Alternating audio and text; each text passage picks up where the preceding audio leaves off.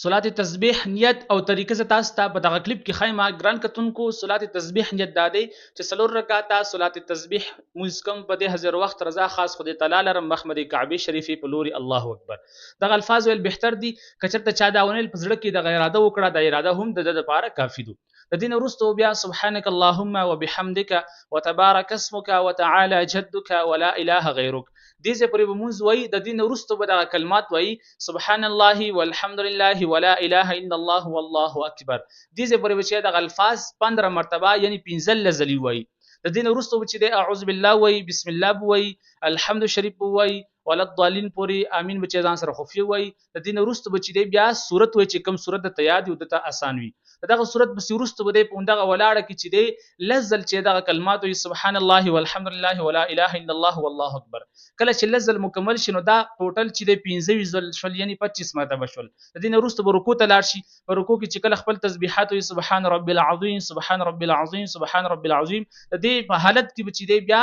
لزل یعنی 10 مرتبه همدغه تسبیحات وي سبحان الله والحمد لله ولا اله الا الله والله اکبر دا چې کله 10 ځل پوره کی د بر اوچت شي دا چې مکمل 35 مرتبه چې کله قومو کی مطلب دا چې سمع الله لمن حمد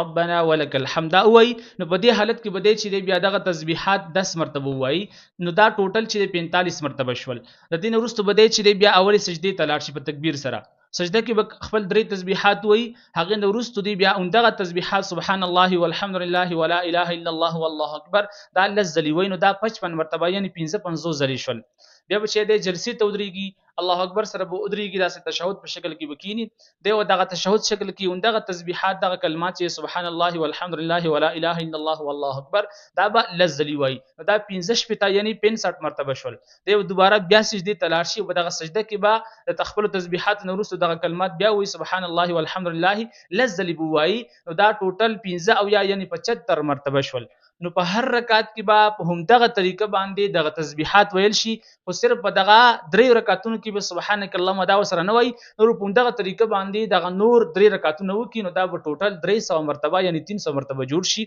دغه کلیپ بل مسلمان سره شیر کړي چې هغه هم دغه مزنه دغه طریقې زده کی او دغه کلیپ نه فائدہ واخلي چې تاسو ټول ما سره صاحب کې پوره برخه نصیب شي واخر دعوانا ان الحمد لله رب العالمین